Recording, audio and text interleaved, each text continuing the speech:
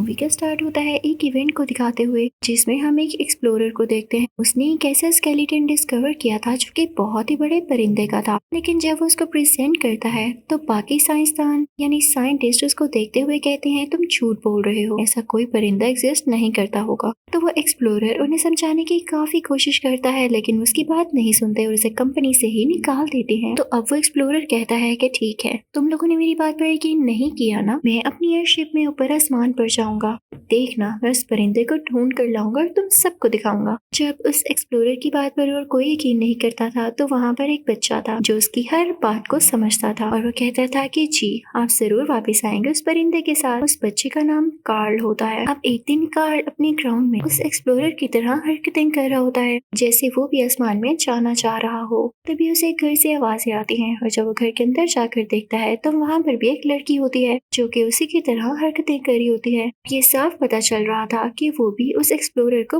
बहुत अच्छा जानती थी और उसकी बातों पर बिलीव करती थी। जब वो दोनों देखते हैं कि हमारे इंटरेस्ट सेम है तो उन दोनों में काफी अच्छी दोस्ती हो जाती है। लेकिन इसी दौरान कार्ल का बैलून उसके हाथ से छूट जाता है। लेकिन कार्ल जब उस बैलून को लेने जाता है तो जिस लकड़ी पर से वो गुजर रहा होता है वो टूट जाती है और वो नीचे गिर जाता है। उसे काफी ज्यादा चोटें आती हैं। अब वो आराम कर रहा होता है तो रात को उसके घर उसकी वही दोस्त आती है, उसे बुक दिखाती है, उसे बताती है कि इसमें मेरे एडवेंचर्स हैं। वो कहती है कि जिस एक्सप्लोरर को हम पसंद करते हैं मेरा दिल चाहता है मैं भी उसी की तरह बनूं, जैसे बड़े बड़े काम वो करते हैं मैं भी वैसे बड़े काम करके अपने एडवेंचर्स इस बुक में लिखूं। तो कार्ल उसे कहता है वाह भाई बहुत अच्छी सोच है तुम्हारी। इसी तरह वो दोनों बातें करते करते बड़े हो जाते हैं। वो लोग एक दूसरे को पसंद करने लगे थे तो एक साथ शादी कर लेते हैं। वो दोनों उसी घर में रहने लगते हैं जहाँ पर कार्ल की वाइफ बचपन में रहा करती थी। वो दोनों उसको रिपेयर करते हैं। कार्ल जो काम किया करता था वह बलून्स बेचना था। उसकी वाइफ एक टूरिस्ट गाइड होती है जो कि लोगों को टूरिज्म के बारे में गाइड किया करती थी। उनका कोई बेबी नहीं होता,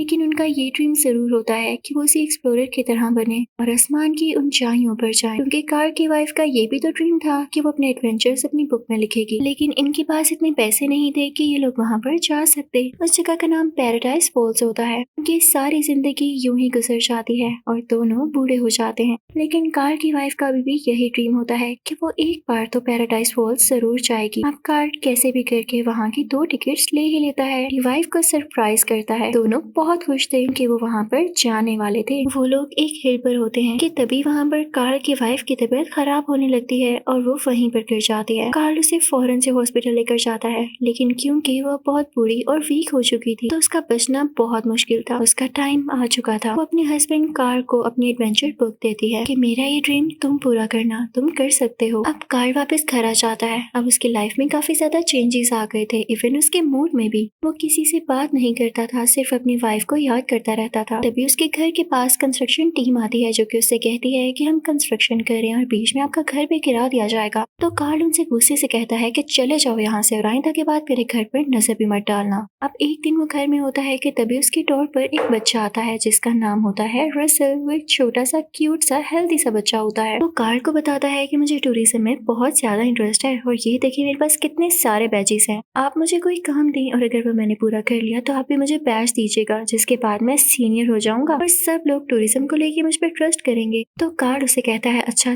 जाओ, मेरा सर नहीं खाओ। उसे एक ऐसे परिंदे का नाम बताता है जो कि कभी एग्जिस्ट नहीं करता था और रसल काफी खुश हो जाता है और कहता है ओके ग्रैंडपा, मैं इसे ढूंढ कर लाऊंगा। इसी के साथ वो यहाँ से चला जाता है। अगले दिन हम देखते हैं कि कंस्ट्रक्शन वर्कर्स जब अपनी गाड़ी को रिवर्स कर रहे होते हैं तो उसमें कार्ल का मेल बॉक्स भी खराब हो जाता है। उसकी स्टिक टूट जाती है तो कार्ल बाहर आता है और उस वर्कर के सर पर अपनी स्टिक से हिट करता है और कहता है चले क्यों नहीं जाते हो यहाँ से। लेकिन कार्ल का ऐसा करना उसे महंगा पड़ जाता है। ये बात कोर्ट तक जाती है कि इस बूढ़े आदमी में बहुत ज्यादा एग्रेशन है और ये लोगों को मारता है। तो ये डिसीजन लिया जाता है कि इसे ओल्ड होम भेज दिया जाएगा और कार्ल कहता है कि नहीं, मैं अपनी बाकी की जिंदगी इस तरह से खराब नहीं करना चाहता। वो प्लान करता है कि कुछ भी हो जाए मैं पैराडाइज फॉल्स अकेला ही जाऊंगा और अपनी वाइफ का ड्रीम पूरा करूंगा। कार्ल अपने घर में ही होता है और सोच रहा होता है कि वो किस तरह से पैराडाइज फॉल्स जाए। लेकिन तभी उसके घर के बाहर 2 लोग आते हैं और उससे कहते हैं कि वक्त हो चुका है, हमारे साथ ओल्ड होम आए। तो कार्ल उनसे कहता है ठीक है, तुम लोग बाहर खड़े हो, मैं आ रहा हूँ। लेकिन वो बाहर नहीं आता। उसकी जगह उसके घर के ऊपर काफी ज्यादा बैलून्स बाहर आ जाते हैं जो कि उसके अपने होते हैं। वो कोई एयरशिप तो अफोर्ड नहीं कर सकता था, लेकिन हाँ बैलून से खेलना उसको बहुत अच्छे से आता था। उसका घर देखते ही देखते हवा में उड़ने लगता है और बाहर खड़े लोग उसे कुछ भी नहीं कह पाते क्योंकि वो खुद भी हैरान होते हैं। तभी उसके दरवाजे पर नॉक होती है और बाहर रसल ही होता है, क्योंकि कार्ल से कहता है ये आप क्या कर रहे हैं, मैं तो यहाँ पर उस परिंदे को ढूंढ रहा था और आपने घर ही उड़ा लिया। वो आकर उस ग्रैंडपा से सवाल करने लगता है तो ग्रैंडपा यानी कार्ल कहते हैं चुप रहो, मेरा दिमाग नहीं खाओ, तुम पता नहीं कहाँ से आ गए हो यहाँ पर। अब थोड़ा ऊपर जाते ही तूफान आने लगता है, इससे घर की कुछ चीजें टूट जाती हैं और कार्ल भी बेहोश हो जाता है। लेकिन जब उसे होश आती है तो रसल उससे कहता है कि मैं आपकी मदद करूंगा, आप कुछ बलून्स को काटें ताकि हम थोड़ा नीचे जा सकें, हम काफी ऊपर आ गए हैं। जैसे ही वो कुछ बलून्स को काटते हैं और घर नीचे आने लगता है तो वो लोग घर से बाहर आ जाते हैं। वो अपने घर को रोके हुए थे कि कहीं वो इधर उधर न चला जाए। तभी कार्ल देखता है कि उसके सामने वही पैराडाइज फॉल्स। कार्ल और रसल नीचे उतरते हैं। उन्होंने अपने आप को रस्सियों से बांध रखा था ताकि वो घर के साथ ही बंधे रहें। वहाँ पर उन्हें एक बहुत बड़ा परिंदा मिलता है जिसकी रसल के साथ दोस्ती हो जाती है और कुछ आगे चल के ही उन्हें कुछ डॉग्स भी दिखाई देते हैं जिनके गले में कोई बेल्ट होती है जिसकी वजह से वो बात भी कर सकते थे। वो बताते हैं कि हम किसी बर्ड को ढूंढ रहे हैं। अब हम देखते हैं कि वहाँ पर तूफान आने लगता है। अब वो दोनों उस घर के नीचे जाकर बैठ जाते हैं। कार्ल अपने घर को ठीक करने लगता है और रसल से कहता है कि तुम्हें तुम्हारी मदर ने कुछ नहीं सिखाया। तो रसल उन्हें बताता है कि मेरी एक स्टेप मदर है और वो मुझे अपने फादर से भी मिलने नहीं देती, मेरा एक ही दोस्त बना था। रसल उसी परिंदे की बात कर रहा होता है। कार्ल से कहता है कि आपने उस दोस्त को भी मुझे नहीं रखने दिया। तो कार्ल कहता है अच्छा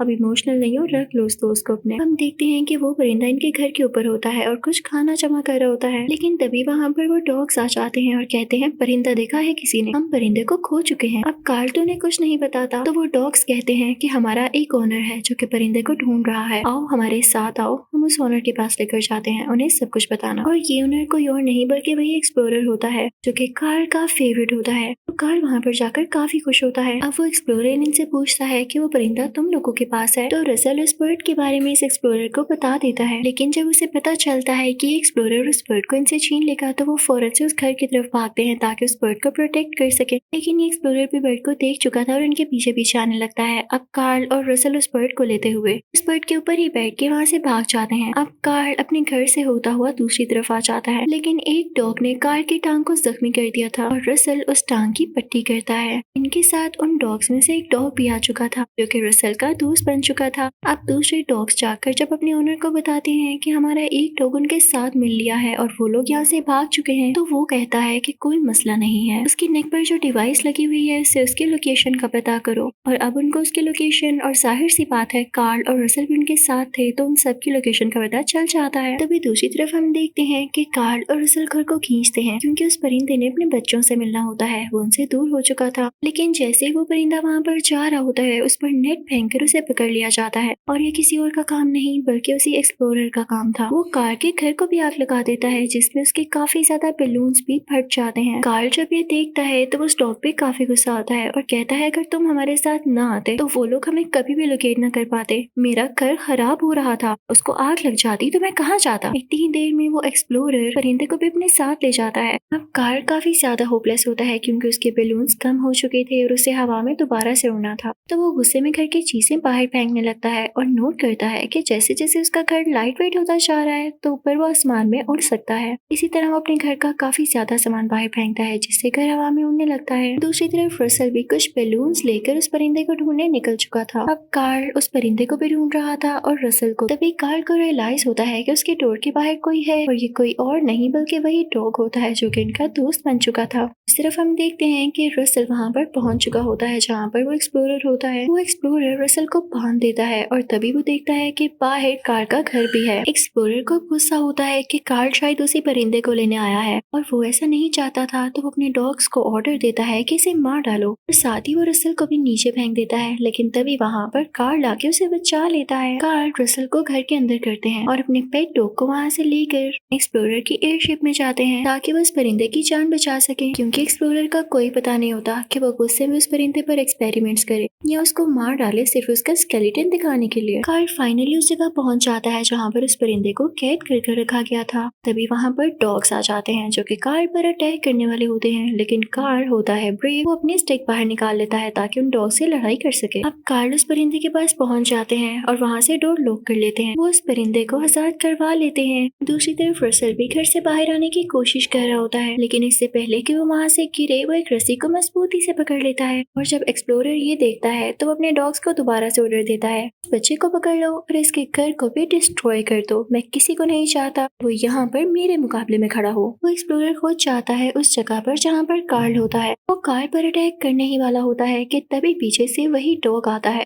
कि कार्ल और रसल का दोस्त बन चुका था। वो उस एक्सप्लोरर का पाँव पकड़ लेता है और उसे रोकता है, लेकिन एक्सप्लोरर उस डॉग को हिट करता है और उसे बंद कर देता है और दोबारा से जाता है कार्ल के पास। लेकिन कार्ल अपनी स्टिक को यूज करते हुए खुद को डिफेंड कर रहे होते हैं। उस तरफ रूम में जब बाकी सारे बुरे और खतरनाक डॉग उस डॉग की तरफ खड़े होते हैं ताकि उसे मार सकें, तो वो डॉग भी डर के पीछे पीछे हो रहा होता है, जिसकी वजह से एक लीवर प्रेस हो जाता है और एयरशिप टिल्ट होने लगती है, जिसकी वजह से कार्ल को चांस मिल जाता है कि वो एयरशिप से बाहर आ सके। वो अपने साथ परिंदे को भी बाहर ले आता है। उनके पीछे पीछे एक्सप्लोरर भी आता है। दूसरी तरफ हम देखते हैं कि कार्ल और रसल का जो पेट डॉग था वो बाकी खतरनाक डॉग्स के लीडर की डिवाइस को ऑफ कर देता है, जिसकी वजह से वो बोल नहीं पाता। तो बाकी सारे डॉग्स अब समझते हैं कि ये ब्राउन डॉग यानी अच्छे वाला डॉग अब इनका लीडर है और अब उसकी बात सुनने लगते हैं। अब बाहर रसल होता है जो कि उन डॉग से कहता है कि पता है मैंने एक स्क्विरल देखी है, और डॉग्स काफी एक्साइटेड हो जाते हैं स्क्विरल का नाम सुन के। प्लेन्स इधर उधर उड़ाने लगते हैं, जिसकी वजह से सबके प्लेन्स ही क्रैश हो जाते हैं और इतनी ही देर में वो सब लोग कार्ल,